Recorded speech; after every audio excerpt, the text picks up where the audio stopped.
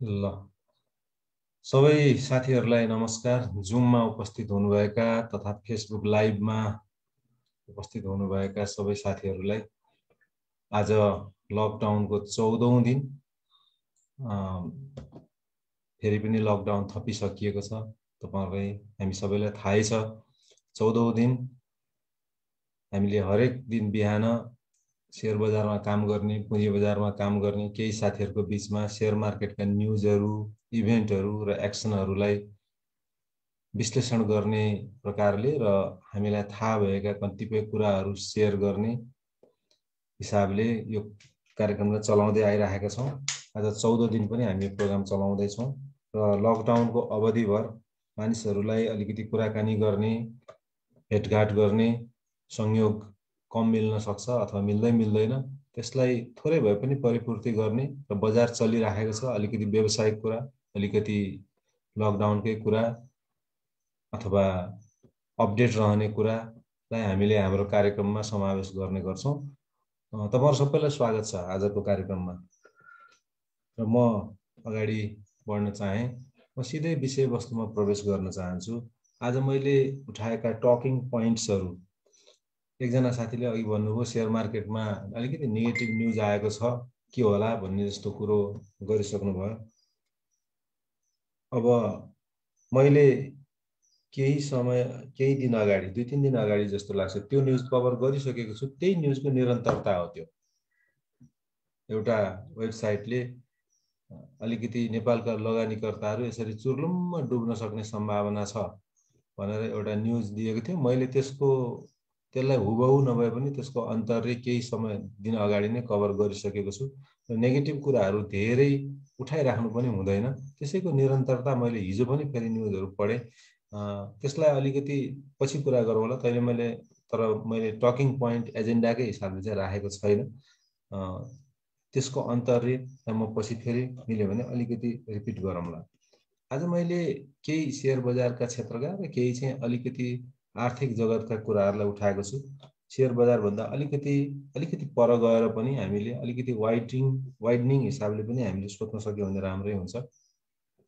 मैले पहिला चाहिँ एउटा अलिकति एजुकेटिभ, एउटा कुनै कम्पनीको न्यूजलाई उठाएर अलिकति एजुकेटिभ होस्, हामीले कसरी हेर्नुपर्छ, कुनै पनि कुरालाई, एंगललाई, विश्लेषणलाई कसरी अलिकति फराकिलो बनाउनुपर्छ भन्ने कुरालाई उठाएको छु। एउटा न्यूज आएको छ, EDBL एक्सेल डेभलपमेन्ट बैंकले 12% 12.64 कर समेत गरेर 64-65 कति छ, 12.64 जस्तो लाग्छ प्रतिशत दिने, त्यसमध्ये 12% बोनस सेयर डिस्ट्रिब्युट गर्ने राष्ट्र बैंकले पास गरेको एउटा न्यूज आएको छ। तर त्यो सामान्य यो प्रॉफिट डिस्ट्रिब्युसन भन्दा अलिकति फरक छ। फरक के छ भने यसले आफूसँग भएका शेयर प्रिमियम तथा रिजर्भहरूबाट पनि दिने भनेको छ। यो 12% उसले गत वर्ष मात्रै कमाएर दिन पुग्ने होइन। धेरै कम्पनीहरूले, अधिकांश कम्पनीहरूले पोहोर साल जति कमायो त्यसैको आधारबाट दिन्छन्।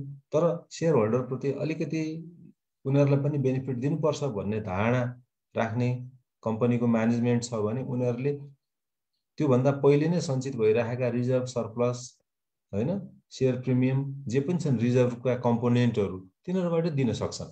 र एक्सेल डेभलपमेन्ट बैंकले यसै गरेको छ। अब यो राम्रो हो कि नराम्रो हो, त्यसको बारेमा हामीले अलिकति विश्लेषण गर्ने कोसिस गरेका छौं। एक हिसाबले लगानीकर्ताको हिसाबले पैसाको खाँचो भएको बेलामा अहिले केही पैसा हातमा पर्छ अथवा बोनस सेयर हातमा पर्छ, त्यो बोनस सेयरलाई पैसाको रूपमा रूपान्तरण गर्न सकिन्छ। लगभग 500 रुपैयाँको हाराहारीमा चलिरहेको छ एक्सेल डेभलपमेन्ट बैंकको मार्केट प्राइस। त्यसलाई 12% को हिसाबले गर्दा राम्रै हिसाबले आउँछ, त्यो ठिकै होला। सर्ट टर्म हिसाबको लागि त्यो ठिकै होला। तर लङ टर्मको हिसाबले उसको रिजर्भ एन्ड सरप्लस त खस्कियो। र रिजर्भ एन्ड सरप्लस जब खस्किन्छ, कम्पनीको अवस्था अब आउने वर्षहरूमा डिभिडेन्ड दिन सक्ने अवस्था पनि बिस्तारै कमजोर हुँदै जान्छ र समग्र रूपमा उसको आर्थिक हैसियत पनि बिस्तारै कमजोर हुँदै जान्छ। यदि उसले आउने दिनहरूमा आफ्नो अपरेसनलाई बढाएर त्यो रिजर्भ जसबाट उसले चाहिँ डिभिडेन्ड दियो त्यसलाई परिपूर्ति गर्न सकेन भने, है, मैले कन्डिसनल कुरा गरेको छु, यसबाट दिँदैमा कमजोर नै हुन्छ भन्ने होइन। तर अपरेसन चाहिँ बिग्रिँदै गयो, रेगुलर कमाउन सक्ने क्षमता बिग्रिँदै गयो भने उसको आर्थिक अवस्था भएको कोषबाट पनि दिँदै गयो भने जसरी हामीले आफ्नो बचतलाई बाट केही कामहरू गर्छौं भने हाम्रो बचतले पछि दिन सक्ने क्षमता त हामीले त्यहाँबाट लिन सक्ने उपयोग गर्न सक्ने कुरा त कमजोर हुन्छ। ठ्याक्कै त्यस्तै अवस्था हो। यसको अवस्था हेर्दाखेरि चाहिँ क्वार्टर 4 मा गत वर्षको क्वार्टर 4 जसको आधारमा यसले अहिले डिभिडेन्ड दिनुपर्ने हो, यसको अर्निङ पर शेयर 4 रुपैयाँ 73 पैसा मात्रै थियो। तर अहिले त 12% दियो। बाँकी 7.something% चाहिँ उसले डिभिडेन्ड चाहिँ सरप्लसबाट, रिजर्भ सरप्लसबाट दियो। कहाँबाट? शेयर प्रिमियम, रिटेन अर्निङ्स र रिजर्भ एन्ड सरप्लसबाट दियो। त्यो पोहोर सालको रिजर्भ एन्ड सरप्लस हेर्दाखेरि 27.20 करोड थियो। 76-77 को डिस्ट्रिब्युटेबल प्रॉफिट चाहिँ 1.78 करोड मात्रै थियो। ईपीएस 4.73 भए तापनि त्यति पनि थिएन, त्यो चाहिँ नर्मल ईपीएस को हिसाबले थियो। तर डिस्ट्रिब्युटेबल प्रॉफिट हेर्ने हो भने 1.78 करोड मात्रै थियो। आजका मितिमा उसले 12% डिभिडेन्ड दिँदै गर्दा उसलाई 9.57 करोड चाहिन्छ। अब 9.57 करोड उसले दिने डिसिजन गर्यो। तर पोहोर सालको मात्रै हैसियत हेर्ने हो भने 1.78 करोड मात्रै थियो डिस्ट्रिब्युटेबल प्रॉफिटको। र त्यसको मतलब डिभिडेन्ड प्लस ट्याक्स गरेर दिनुपर्ने टोटल अहिले 10.24 करोड छ। 9.57 करोड त उसले बाँड्ने नै भयो र ट्याक्स पनि तिर्नुपर्छ त्यसमा। 10.24 करोड उसले यसपालि बाँड्ने भयो। पोहोर सालको 1.78 करोड घटाउँदाखेरि उसले 8.46 करोड चाहिँ लगभग चाहिँ रिजर्भबाट तानेर डिभिडेन्ड दियो। यसले गर्दा एक्सेल डेभलपमेन्ट बैंकको नेटवर्थ चाहिँ झन्डै 11 रुपैयाँले, अब नेटवर्थमा रिजर्भ पनि आउँछ तपाईहरुलाई थाहा छ, नेटवर्थ चाहिँ झन्डै 11 रुपैयाँले घट्यो है।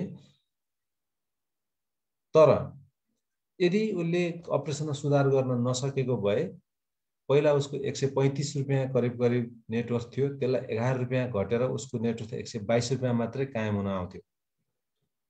तर यो कम्पनीले क्वार्टर 3 को रिपोर्ट, यो वर्षको 77-78 को क्वार्टर 3 को रिपोर्ट पनि पब्लिश गरिसकेको छ र त्यसमा चाहिँ 11.77 करोड चाहिँ उनले नेट प्रॉफिट देखाएको छ, जसमध्ये डिस्ट्रिब्युट गर्न मिल्ने नै डिस्ट्रिब्युटेबल प्रॉफिट भनौं, डिस्ट्रिब्युटेबल ईपीएस हैन, डिस्ट्रिब्युटेबल प्रॉफिट नै उसको 9.57 करोड छ। मतलब उसले 8.46 करोड पोहोर सालको रिजर्भबाट ताने तापनि त्यो रिजर्भलाई कभर गर्ने काम चाहिँ गर्यो। अब पोहोर सालको रिजर्भलाई कभर गर्ने काम गर्यो र यो राम्रो पर्फर्मेन्स मान्नुपर्छ अहिलेसम्मको।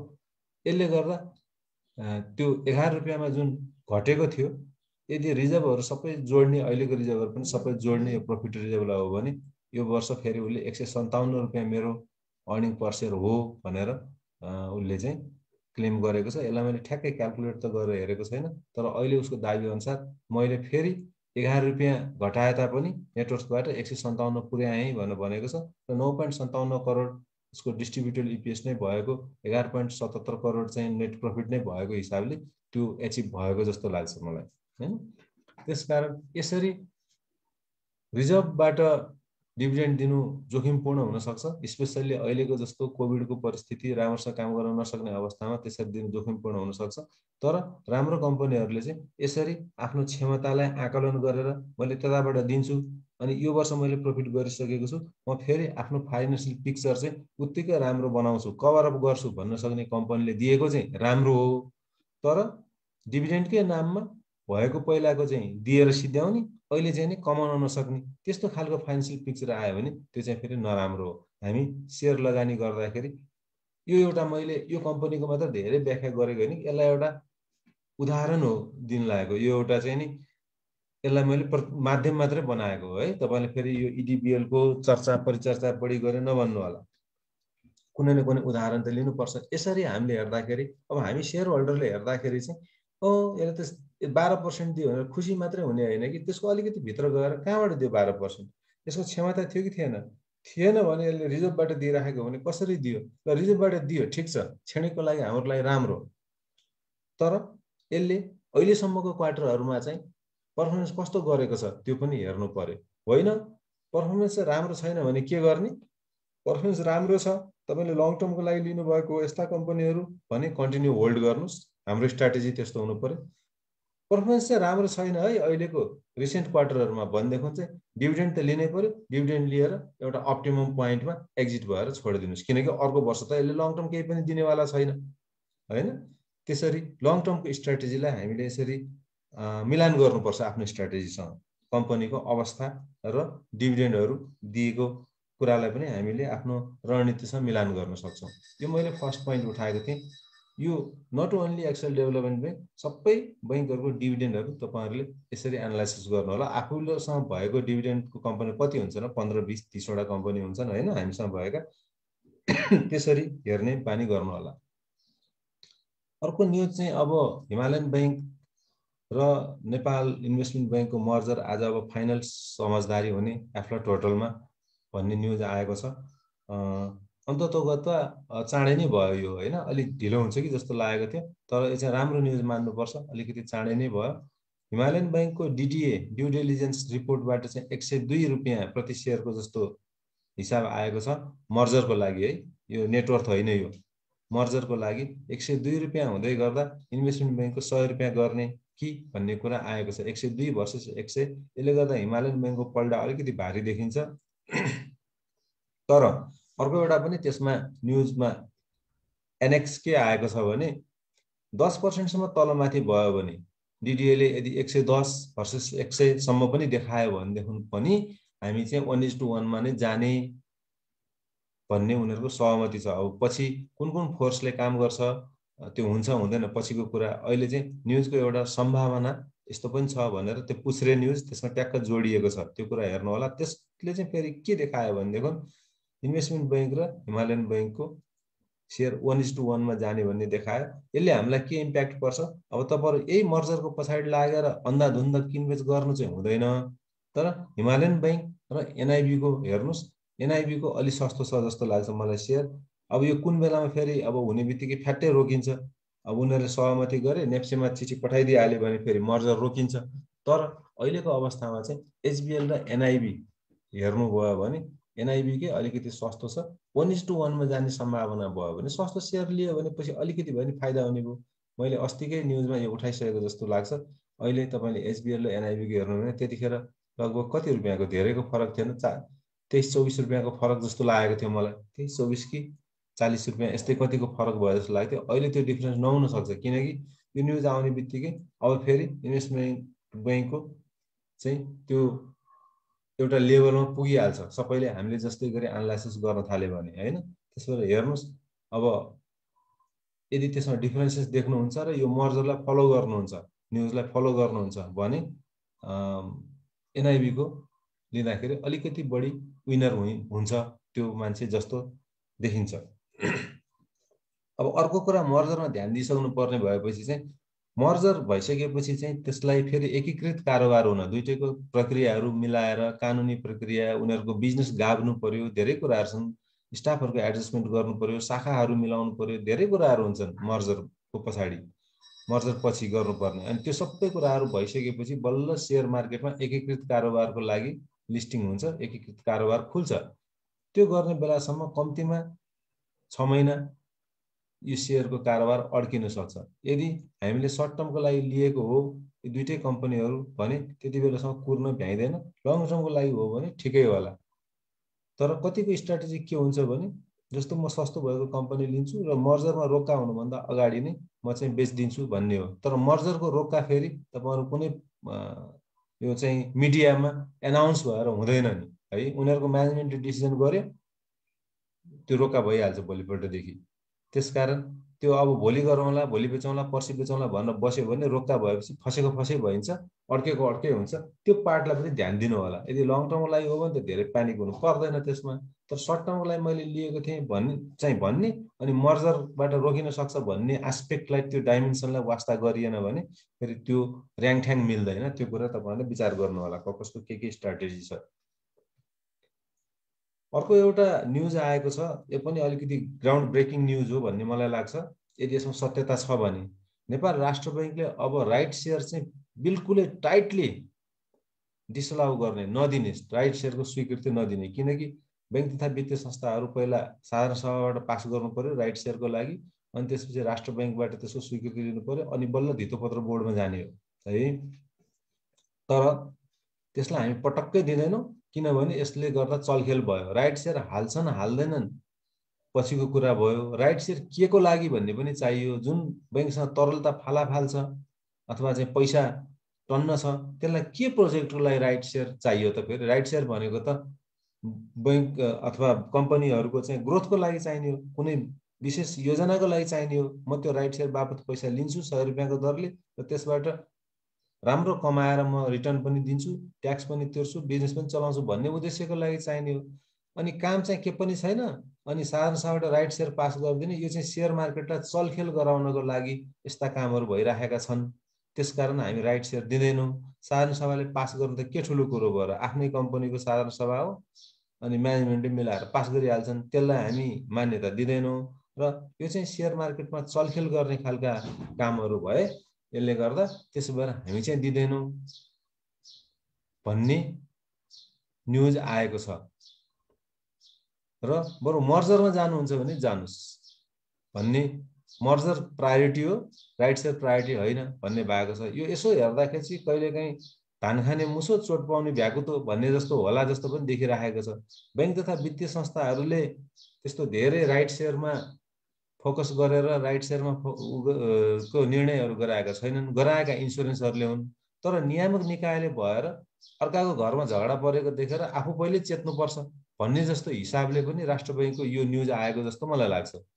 र भोलि त्यो रोग यता बैंक तथा वित्तीय संस्थामा पनि सर्छ भन्ने हिसाबले न्युज आएको हुनसक्छ। तर न्युजको अन्तर्यमा भित्र जाने हो भने पैसै आवश्यक नपरिकन राइट सेयर माग्ने प्रवृत्तिलाई चाहिँ हतोत्साहित गर्नै पर्छ। र त्यो हिसाबले राष्ट्र बैंकको त्यो कदम फेरि ठिक कदम हो। अहिले हामीलाई राइट सेयर दिएन, ला बर्बाद हो, राइट सेयर भयो 2-4 पैसा फाइदा हुन्थ्यो भन्ने भन्दा पनि राष्ट्र बैंकले, नियामक निकायले पब्लिकको सम्पत्ति प्रोटेक्सन गर्ने र ओभरअल मार्केटलाई, मुद्रा मनी मार्केटलाई अथवा ओभरअल अर्थतन्त्रलाई कन्ट्रिब्युसन हुने गरी त्यो डाइरेक्सनमा पोलिसीहरू दिने हो। त्यो हिसाबले यसलाई चाहिँ मैले पोलिसीगत हिसाब चाहिँ ठिक भन्छु। तर त्यो भन्दै गर्दाखेरि यसका दुईटा अर्का डाइमेन्सनहरू छन् यो न्युजका। अस्ति एउटा न्युज के आयो, विकास बैंकहरूलाई अब बरु जोगाउने, ठुला ठुला मर्जरहरू भयो भने बरु ठिकै छ, नत्र मर्जरलाई पनि हामी ट्याक्स छुटहरू दिँदैनौँ, तिमीहरू अब विकास बैंक चाहिँ बस, वाणिज्य बैंकहरू मर्जर हो भने जस्तो डाइमेन्सन देखिन्छ। के अरे, र यो राइट सेयरको कुरा चाहिँ बैंक तथा वित्तीय संस्था भनेको माइक्रो फाइनेन्सलाई पनि लागू हुन्छ है। तपाईँहरूले फेरि बैंक डेभलपमेन्ट बैंक फाइनेन्स मात्रै बुझ्नु होला, यसमा माइक्रो फाइनेन्स पनि आउँछ। र माइक्रो फाइनेन्सले पनि अब राइट सेयर इस्यु गर्न पाउँदैन यदि यो न्युजमा सत्यता छ भने, र यो पोलिसी हो भने अब गाह्रो छ। त्यसकारण विकास बैंक जोगाउने, ठुला ठुला मर्जर भयो भने मात्रै हामी हेर्छौँ, नत्र अब तिमीहरू चुप लाएर बस भनेको एउटा न्युज छ। अर्कोतिर बैंक वित्तीय संस्थाहरूलाई मर्जर प्रायोरिटी हो तर राइट सेयर प्रायोरिटी होइन भन्नुको मतलब अब यसले इम्प्याक्ट चाहिँ कमर्सियल बैंक, फाइनान्स र माइक्रो फाइनेन्समा पर्छ जस्तो देखिन्छ। र त्यसले गर्दाखेरि चाहिँ थोरै यसको यो न्युजको अन्तर्य बुझ्यो, धेरैजना मान्छेले बुझ्यो भने डेभलपमेन्ट बैंकको सेयरहरू अलिकति माथि आउने, अरू बैंकको सेयरहरू अलिकति खस्किने हुनसक्छ। खास गरी बैंक वित्तीय संस्थालाई बुलको अहिले यो अवस्थामा छुन सकेका छैन हैन, बुलले प्रभाव पार्न सकेका छैन खासै। अब यसमा अलिकति बढी इम्प्याक्ट चाहिँ माइक्रो फाइनेन्सलाई पर्छ जस्तो लाग्छ, किनकि धेरै माइक्रो फाइनेन्सहरू चाहिँ प्राइस माथि जानुको उद्देश्य दुईटा फ्याक्टर छ। एउटा त यसको सीमित सेयरहरू छ, बजारमा गएर यसको स्प्रेड रेट राम्रो छ, यसको अलि डिफ्रेन्ट खालको बिजनेस हो, यसले होलसेल लेन्डिङमा पैसाहरू लिन्छन्, सस्तोमा पैसा लिन्छन्, अनि कति राम्रो स्प्रेड रेट राखेर नाफा कमाउँछन्, सेयर होल्डरलाई राम्रै वितरण गरिरहेछन् र यिनीहरूको प्रफिट ग्रोथ राम्रो छ। एउटा कुरा त्यो भने अर्को चाहिँ नि यसमा राइट सेयरहरू पनि आउँछन्। धेरै माइक्रो फाइनेन्स कम्पनीहरूले अहिले पनि त 8-10 करोड क्यापिटल बोकेर बसेका छन् नि त केही माइक्रो फाइनेन्स कम्पनीहरू। त्यस्तोहरूमा त राइट सेयर दिएर यिनीहरूलाई एक्सपान्सन हुने ठाउँ छ भन्ने पनि हिसाबले मान्छेहरूले, लगानीकर्ताको आशा थियो। तर राष्ट्र बैंकको यो नियमले सबभन्दा धेरै यसले कडाइको साथ गर्यो भने माइक्रो फाइनेन्स कम्पनीहरू, त्यसमा पनि कम पुँजी भएका माइक्रो फाइनेन्स कम्पनीहरूलाई चाहिँ एफेक्ट गर्छ। तपाईँहरूले अब माइक्रो फाइनेन्सको क्यापिटल स्ट्रक्चर हेर्न थाल्नु होला। जो एउटा आफ्नो लेभलमा गएर पुगिसकेका छन्, उनीहरूले आफ्नो बिजनेस गर्ने हो, राइट सेयर गर्न नदिए पनि त्यसलाई केही फरक पर्दैन, त्यसले क्यापिटल गेन नहोला, तर कमाउन सक्ने आफ्नो क्षमता अनुसार कमाइराखेको छ। तर साना कम्पनीहरू जो पुँजी बढाउनु पर्ने आवश्यकता थियो, अब त्यही त 8-10 करोड सानो पुँजी लिएर चलिराख्न पनि गाह्रो छ र तिनीहरू फोर्सफुल मर्जरमा जानुपर्ने अवस्था हुनसक्छ। र त्यो फोर्सफुल मर्जरमा गयो भने, राइट सेयर ल्याउन पाएन भने मार्केट इम्प्याक्ट र्युमरको कारणले गर्दा पनि मार्केट घट्न सक्छ, माइक्रो फाइनेन्सको प्राइसहरू घट्न सक्छ र मर्जरमा गएपछि त्यो कारोबार रोकिएपछि लामो समयसम्म त्यसले कारोबार गर्न नसक्ने, ट्रेडरहरूले चाहिँ कारोबार गर्न नसक्ने, अब इन्भेस्टरहरूले त फेरि मर्जर हुन्छ, एकीकृत कारोबार हुन्छ, फेरि खुल्छ, उनीहरूलाई प्यानिकमा जानु परेन। तर लङ टर्मको लागि होल्ड गर्ने हो भने डिभिडेन्डको हिसाबले मात्रै फाइनेन्स कम्पनीहरूलाई जस्टिफाइड गर्न सक्ने ठाउँ छ त? क्यापिटल गेनलाई हटाइदिने हो भने त्यो धेरै कम माइक्रो फाइनेन्सहरूको देखिन्छ तपाईँले डेप्थमा एनालाइसिस गर्नुभयो भने। त्यसकारण यो न्युजलाई यसरी 4-5वटा डाइमेन्सनहरू मैले भने, त्यो डाइमेन्सनहरूमा तपाईँहरूले आफूलाई कसरी असर गर्छ र मैले के गर्नुपर्छ त अब यस्तो अवस्थामा, अथवा मैले नै भनेको डाइमेन्सन तपाईँलाई लागु हुन्छ कि हुँदैन, लागु नहुनु पनि सक्छ, अथवा मैले त मेरो एनालाइसिसले भने तपाईँको एनालाइसिस त्यो भन्दैन कि, त्यो सबै कुराहरू विचार गरेर हेर्नु होला है। एउटा यो पनि एकदम हामीलाई एकदमै इम्प्याक्ट पर्ने न्युज आएको छ। अर्को चाहिँ अब राजनीतिक वातावरणका कुराहरू गरौँ। कोलिसन गभर्मेन्टको कुराहरू आइराखेको छ। हुन त मेन स्ट्रिम मिडियाहरूले धेरै यसलाई अलिकति साइलेन्टली नै रेस्पोन्स गरिराखेको जस्तो लाग्छ, कान्तिपुर जस्तो अरू मेन स्ट्रिमको मिडियाले। तर केही अनलाइनहरूमा चाहिँ यसलाई निकै गरम मसाला लगाएर प्रस्तुत गरिएको छ। अब के अरे अहिले नेपाली काङ्ग्रेसको नेतृत्वमा हैन, माओवादी पार्टी, त्यसपछि गएर अब जसपाको एउटा फ्र्याक्सन लागेकै छ। तर जसपाको पुरै टिम नआउन्जेलसम्म कि त जसपाको पुरै टिम आउनु पर्यो, कि त माधव नेपाल, झलनाथ खनाल पक्षका मान्छेहरू आउनु पर्यो। तर त्यसमा एउटा के छ भने उनीहरू ल हामी आए बस्न चाहिँ एमालेमै बस्छौँ, तर हामी आयौँ सरकारमा भन्न पाइँदैन। एउटै पार्टीमा बसिसकेपछि त्यो त एमालेकै प्रतिनिधि भइहाल्यो नि, त्यहाँ कारबाही भएको होला, के भएको होला, आफ्नो पोजिसन के छ त्यो आफ्नो ठाउँमा छ। र संवैधानिक हिसाबले ल म बस्न चाहिँ एमालेमै बस्छु, तर म यता आउन पाउँदिनँ भन्न नपाइने, त्यसरी कोलिएसन गभर्मेन्ट फर्मेसन नहुने संवैधानिक प्रावधान भएको हुनाले आवश्यकता के छ, अर्को पार्टी गठन गर्नुपर्ने, पार्टी फुटाउनु पर्ने र आउनुपर्छ। यदि सरकारमा सहभागी हुन आउने हो भने माधव नेपाल पक्ष त्यसरी आउनुपर्छ। र धेरै उसमा चाहिँ झन्डा तयार भइसकेको, छाप तयार भइसकेको, वरियता क्रम पनि मिलिसकेको माधव नेपाल अध्यक्ष, अनि त्यसपछिको दोस्रो अध्यक्ष चाहिँ नि झलनाथ खनाल, अनि यता हाम्रो वामदेव गौतम पनि अब वरिष्ठ नेता, के त्योहरू प्रोटोकलहरू मिलाएर भइसकेको छ भनेर मसालेदार न्युजहरू अनलाइनमा आइरहेको देखिन्छ। त्यो भनेको चाहिँ अब 3 दिनको समय सीमा सायद कहिले, आज कि भोलि समाप्त हुँदैछ। तर मेन स्ट्रिम मिडियाहरूमा त्यो त्यत्रो धेरै हाइप आएको छैन यसमा। त्यो जे पनि हुन सक्छ। अब उनीहरूले पार्टी नै फुटाएर यता आयो भने त्यो पनि छँदैछ। र 3टा नेतृत्व लिने अहिले क्लियर भइसकेका, किताकाट क्लियर भइसकेका काङ्ग्रेस, माओवादी र जसपाको एउटा समूहले हेर्दाखेरि चाहिँ पर्खर हेर, माधव नेपाल पक्षलाई पर्खर हेरेको अवस्थामा, अथवा जसपाकै अर्को अब ग्रुपलाई पर्खर हेरेको अवस्थामा बसेको छ। र कतिपय अनलाइनहरूले चाहिँ अब पुँजी बजार मैत्री अर्थमन्त्री आउँछन्, जो आए पनि भनेर काङ्ग्रेसबाट अब डाक्टर रामशरण महतको नाम प्रस्ताव, अब मिडियाका कुरा है, यी मिडियामा त्यो आइराखेको छ। यता माओवादी खनाल नेपाल पक्षबाट आइहाल्यो भने सुरेन्द्र पाण्डेको नाम छ, माओवादीबाट वर्षमान पुनको नाम छ हैन। अब यी सबै जो आए तापनि पुँजी बजारको लाई हित गर्ने नै अर्थमन्त्रीहरू, मार्केट बढ्छ भन्ने हिसाबले समग्रमा चाहिँ सार त्यसरी दिएको छ। तर यो चाहिँ यो न्युज चाहिँ अब के भात खानेलाई भन्दा पुरा खानेलाई हतपत भने जस्तो, यसरी अहिले कोलिसन गभर्मेन्ट नै भएको छैन, फलाना आउँछ चिलाना आउँछ यहाँ आउँछ भन्ने अलिकति बढी नै स्वप्नद्रष्टाहरूले लेख्ने खालको न्युज भयो जस्तो लाग्छ मलाई। तर सम्भावना त छ नि त, भोलिका कुरा गर्दै गर्दा सम्भावना छ, तर अहिले नै यसमा यो भइहाल्छ भनेर उड्नुपर्ने कुरो चाहिँ छैन। यसलाई ब्यालेन्स हिसाबले न्युज सही पनि हुनसक्छ, तर ब्यालेन्स हिसाबले बुझ्दाखेरि हामीलाई राम्रो हुन्छ। वस्तुगत ढङ्गले हामीले यो न्युजलाई बुझ्यौँ भने राम्रो हुन्छ। तर सम्भावनाको कुराहरू त छन्, राजनीति भनेकै सम्भावनाको खेल हो होइन भनेर बुझ्नुपर्छ जस्तो लाग्छ मलाई चाहिँ। अब यसपछि अलिकति इकोनोमिक न्युजहरू, दुईटा न्युजहरू छन्। अहिलेको मौद्रिक नीतिको समीक्षा गर्दाखेरि आयात इम्पोर्ट हाम्रो 50%ले डिक्रिज भएछ यो लकडाउनको कारणले गर्दाखेरि।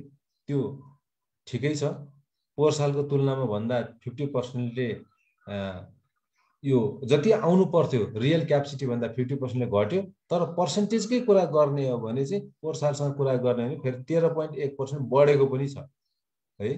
भन्नाले यदि नर्मल सिचुएसन रहन्थ्यो भने यो धेरै बढ्थ्यो, यसरी बुझ्नु पर्यो। नर्मल कन्जम्सनको ट्रेन्डको हिसाबले चाहिँ यो पिरियडमा 50% चाहिँ घटेको छ। तर लकडाउन त 15 दिन अगाडि सुरु भएको, योभन्दा अगाडि फेरि न्यू नर्मल जस्तो अवस्थाहरू आइसकेको थियो। त्यो प्लस अगाडिका सम्पूर्ण उसलाई गर्दाखेरि र अघिल्लो वर्षसँग तुलना गर्दाखेरि 13.1%ले बढ्यो भनेको हो। र यो दौरानमा पनि रेमिटेन्स चाहिँ 7.29 खर्ब आएको छ, अलिकति बढेकै छ। अनि वैशाखमा अब मुख्य भन्सार कार्यालयहरू वीरगञ्ज, विराटनगर जस्ता भन्सार कार्यालयहरू चाहिँ दबावमा परेका छन्। र टोटल यो 9 महिनाको भन्सारको कुराहरू गर्दाखेरि टार्गेट भन्दा 25%ले अन्डर परफर्म गरेको छ है। त्यो भनेको चाहिँ अनि अब एउटा धेरै आत्तिनु पर्ने कुरा होइन, किनकि इम्पोर्टहरू पनि घटेको छ। र ब्यालेन्स अफ पेमेन्टको कुरा गर्ने हो भनेदेखि चाहिँ अब मुद्रा सञ्चितको कुराहरू गर्ने हो भने चाहिँ लगभग 1 वर्षभन्दा बढीलाई आयात धान्न सक्ने सञ्चित राष्ट्र बैंकसँग छ भन्ने कुरा आएको छ। त्यो पनि एउटा राम्रै न्युज हो। त्यति धेरै हाम्रो मौद्रिक अवस्था, नेपालको मौद्रिक अवस्था खस्केको चाहिँ भन्न मिल्दैन त्यो हिसाबले। र एक्सपोर्ट अब पोहोर सालको तुलनामा बढेकै छ, 20.2% बढेकै छ। हुन त हाम्रो इम्पोर्ट र एक्सपोर्टको बिचमा कुनै तुलना छैन। एक्सपोर्ट टु एक्सपोर्ट हिसाब गर्ने भने 20% बढेको, तर इम्पोर्टसँग त्यो तुलना गऱ्यो भने त्यो खाडल चाहिँ ब्यालेन्स अफ पेमेन्टको खाडल चाहिँ भयावह छ। 2.7 खर्ब चाहिँ ब्यालेन्स अफ पेमेन्ट नेगेटिभ छ, भुक्तानी सन्तुलन। र मुद्रास्फीति पोहोर साल 6.74% थियो, यसपालि मुद्रास्फीति 3.10%मा रहेको छ। त्यो भनेको सामान्य जनताले बुझ्ने भाषामा भन्दा महँगाई घटेको छ भन्ने होला। यो चाहिँ ओभरअल एभरेज हो। हामीले हेर्दा खाद्यान्नमा बढेको होला, तरकारीमा बढेको होला, तर अन्य औद्योगिक वस्तुदेखि लिएर सबै कुराका वस्तु तथा सेवाहरूको क्रय शक्तिलाई मापन गर्ने हो इन्फ्लेसन मुद्रास्फीतिले। त्यो चाहिँ ओभरअलमा घटेको छ भन्छ सरकारी तथ्याङ्क अनुसार। अब तपाईलाई लाग्ला, रोजमर्राको कुरा किनिराख्ने मान्छेले लाग्ला यत्रो महँगाई बढेको छ सरकारले के भन्छ भन्ने लाग्ला, तर त्यो पनि हुन सक्छ। तपाईहरुले सोचेको पनि ठिकै होला। तर हामीले चाहिँ कसरी हेर्नुपर्छ, ओभरअल अर्थतन्त्रको कुरा भने खाद्यान्न लत्ता कपडा मात्र हुँदैन, भेराइटिज अफ गुड्स एन्ड सर्भिसेसहरू हुन्छन्। र त्यो सबैकोलाई एभरेज लिएर, वेटेड एभरेज लिएर इन्फ्लेसन निकाल्ने सिस्टम हुन्छ। त्यो हिसाबले हेर्दा सरकारी तथ्याङ्कले चाहिँ मुद्रास्फीति लगभग आधा भन्दा बढीले घट्यो भनेर भनेको हो। र अर्को अर्थमा भन्दाखेरि पोहोर साल 100 रुपैयाँले जति सामान अथवा सेवा किन्न सक्थ्यो, अहिले त्यो 97 रुपैयाँले त्यति किन्न सक्छ भनेको। मनीको पर्चेजिङ पावर चाहिँ 3%ले मात्रै डिक्रिज भयो भनेर भनेको। र इन्फ्लेसनको हिसाबले हिसाब गर्दा यदि तपाईले कुनै बैंक तथा वित्तीय संस्थामा ब्याजमा पैसा राख्नु भएको छ र त्यसले ओभरअल 3.10% भन्दा तल ब्याज दिइरहेको छ, कोहीले 1%, 1.5% दिने संस्थाहरू पनि छन् भने तपाईको बचत चाहिँ डिटोरिएट हुँदैछ। त्यो इन्फ्लेसन नामक दानवले तपाईको बचतलाई खाइराखेको छ। यदि 1.5% मात्रै तपाईलाई बचत खातामा कुनै बैंक तथा वित्तीय संस्थाले ब्याज दिइराखेको छ भने, इन्फ्लेसन 3.10% छ भने त्यसलाई चाहिँ झन्डै 1.60% चाहिँ तपाईको बचतको साउनै घट्यो। 1 लाख रुपैयाँ राख्नु भएको छ भने झन्डै 1500 रुपैयाँ जति तपाईको त्यहाँबाट खोटिसक्यो, इन्फ्लेसनले खाइदिसक्यो, जुन हामीलाई थाहा हुँदैन। हामीले हेर्दा त 1 लाख नै देख्छौँ, तर त्यो 1 लाखको पर्चेजिङ पावर चाहिँ 1500 रुपियाँले घटिसकेको छ नेटमा पनि। खासमा चाहिँ 1 लाखको पर्चेसिङ पावर 97,000 मा झरिसकेको छ भने हो यो 3.10% भनेको चाहिँ। र तपाईलाई 1.5% त चाहिँ तपाईको बैंक तथा वित्तीय संस्थाले सप्लिमेन्ट गरिदिइराखेको छ ब्याजको रूपमा, र पनि तपाईलाई 1.5% चाहिँ नेट त्यो ब्याज कमाएर पनि तपाई घाटामा हुनुहुन्छ भनेको। र इकोनोमिक एनालाइसिस हो यो चाहिँ हैन। ठ्याक्कै हामीले पैसामा हिसाब गरेर त्यस्तो हुँदैन। 1 लाख लिँदा 1 लाख हाम्रो हातमा पर्छ, तर इन्फ्लेसन भनेको अदृश्य दानव भन्छ त्यस भएर। यस्तो अदृश्य दानव जसले हाम्रो पैसालाई खाइदिइराखेको हुन्छ है। ल साथीहरु, मसँग भएका न्यूजहरु यति नै हुन्। हामीले अब आज बिहीबार, भोलि शुक्रबार पनि यही फ्री सेसन हामी गर्छौं। शनिबार चाहिँ हाम्रो फ्री सेसन नै हुन्छ, तर कम्पनी एनालाइसिसको तपाईहरुले माग गर्नुभएका कम्पनीहरुको शेयर मार्केटको एनालाइसिस हामी गर्छौं। सन्डे कारोबार गर्न चाहने जो हप्तैभरि कारोबार गर्नुहुन्छ, अलिकति एग्रेसिभली ट्रेड गर्नुहुन्छ, फटाफट कारोबार गर्नुहुन्छ, नाफा घाटाको हिसाब गर्नुहुन्छ, त्यस्तो साथीहरुलाई फाइदा हुने गरी हामीले पेड सेसन चलाउँछौं।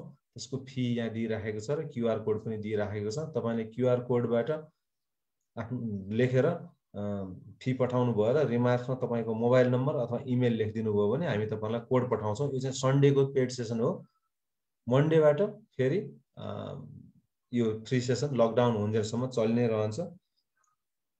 हाम्रो यो हामीले नेपाली पैसाले को ब्यानरमा शेयर बजारको बेसिक प्लस तालिम चलाउँछौं। यो तालिम अस्ति भर्खर सकियो। अब 3 हप्ता पछाडी मात्रै यसको पालो आउँछ। तपाईहरु कोही बेसिक प्लस ट्रेनिङ लिने हुनुहुन्छ भने यसको फोटो खिचेर राख्नु होला र टाइम आएपछि नेपाली पैसालाई फलो गर्दै गर्नु होला। नेपाली पैसामा विज्ञापन आउँछ, त्यसरी हामीले गर्ने गर्छौं। यो हाम्रो फन्डामेन्टल टेक्निकल एनालाइसिस ट्रेनिङ पनि अस्ति सक्यो। अब 2-3 हप्ता पछि हुन्छ। 3-4 हप्ता लाग्ला सायद यसलाई आउनलाई। यो चाहिँ कम्पनीहरुको एनालाइसिस गर्न सिकाउने, फन्डामेन्टल र टेक्निकल एनालाइसिस गर्न सिकाउने ट्रेनिङ हो।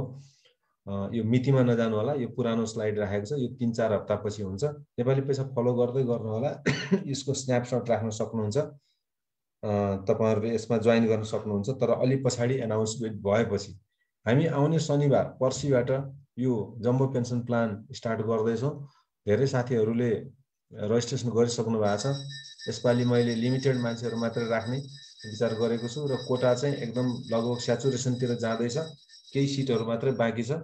केही भन्नाले 15-20 सिट बाँकी होला, त्यहाँभन्दा धेरै बाँकी छैन। यदि तपाईहरुलाई यो जम्बो पेन्सन प्लानको बारेमा थाहा छैन भने मनीको कम्पाउन्डिङ गर्न सिकाउने एउटा ट्रेनिङ हो। हाम्रो 18-19 वर्षको रिसर्चको बाट निकालेको प्रोडक्ट हो। यो प्रोडक्ट मेरो एउटा कम्पनीले अब पनि राखेको छ। यसमा प्याटेन्ट, कपिराइट, प्याटेन्ट नभनौं कपिराइट पनि छ जम्बो पेन्सन प्लानको नामबाट। यो अरूले यो ट्रेनिङ गर्न पनि पाउँदैन, हामीले मात्रै गर्ने हो नेपालमा चाहिँ। किनकि कपिराइटको मतलब नै त्यही हो।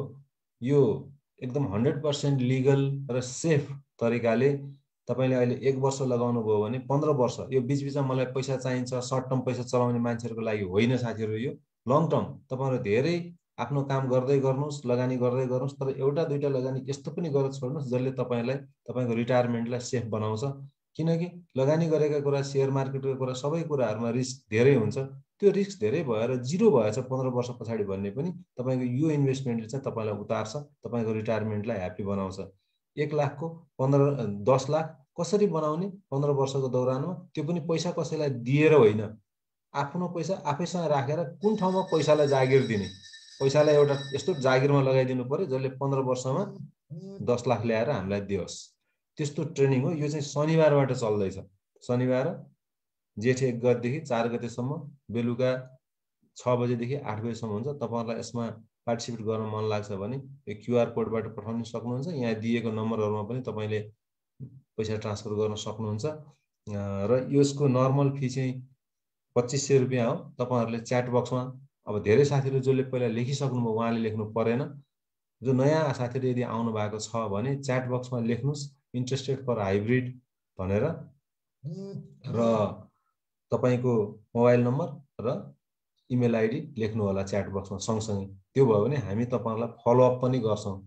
ट्रेनिङ सुरु हुँदैछ, सिट बाँकी छ, आउनुस् भनेर। त्यसको लागि मात्रै हो, होइन म सिधै इनरोल गर्छु भन्नुहुन्छ भने सिधै क्यूआर कोडबाट अथवा यहाँ दिएका नम्बरहरुबाट यसलाई फोटो खिचेर राख्नुस्, पठाउनु भयो भने हामी सिधै इनरोलमेन्ट पनि गर्दिन्छौं। तर आज दिनभरिको चाहिँ सायद हामी इनरोल गर्न सक्छौं, भोलिबाट चाहिँ सोधेर मात्रै गर्नु होला। भोलिबाट सिट प्याक हुने सम्भावना छ। हुन त हामी शनिबारसम्म टेक्निकली त शनिबारसँगै लिन सक्छौँ, तर भोलिबाटै सिट प्याक हुन सक्छ। भोलिबाट कसैले जम्मा गर्नुहुन्छ एकचोटि सोधिदिनु होला, किनकि हामीले त्यो लिमिटभन्दा बढी भयो भने हामीले दोस्रो लटमा राख्नुपर्ने हुन्छ। हामी यसलाई अलिक क्वालिटीको हिसाबले चलाउन खोजिरहेका छौँ। धेरै मान्छे, त्यसो त हाम्रो क्यापेसिटी 300 जनाको, तर त्यसरी 300 जना अस्तिको लटमा हामीले लगभग फुल क्यापेसिटीमा चलाउनु पर्यो। त्यसो चाहिँ नगर्ने, बरु सेकेन्ड लट गर्ने भन्नु होला। भोलिबाट कोही साथीहरूले पैसा जम्मा गर्नुहुन्छ भने चाहिँ आजलाई स्पेस छ, भोलिबाट चाहिँ फोन गरेर मात्रै पैसा जम्मा गर्नु होला। कि सेकेन्ड लटमा बस्नुपर्छ, नत्र भने अब सेकेन्ड लटमा बस्ने हो भने पछि नै पैसा पठाउँदा पनि हुन्छ, एकचोटि सोधिदिनु होला भोलिबाट चाहिँ। ल, धन्यवाद साथीहरू, सबैलाई यति नै हो। म फेसबुकमा उपस्थित हुनुभएका साथीहरूलाई अब दोहोरो कुराकानी गर्न नसक्ने कारणले गर्दा तपाईँहरू नोटमा लेख्नु होला, च्याट बक्समा लेख्नु होला। फेसबुकका साथीहरूले म आउँछु, हेर्छु, तपाईँहरूको केही रिक्वेस्ट रहेछ भने त्यसलाई पनि मैले हेरिराखेको हुन्छु। अब अहिले दोहोरो संवाद गर्न नसकिने कारणले मैले फेसबुकको साथीहरूलाई चाहिँ म बिदाई गर्छु र फेसबुकको लाइभ स्ट्रिम मैले स्टप गर्न गइरहेको छु। धन्यवाद फेसबुकमा उपस्थित भइदिनु भएका साथीहरू, सबैको जय होस्, सबैलाई हार्दिक नमस्कार। Thank you very much.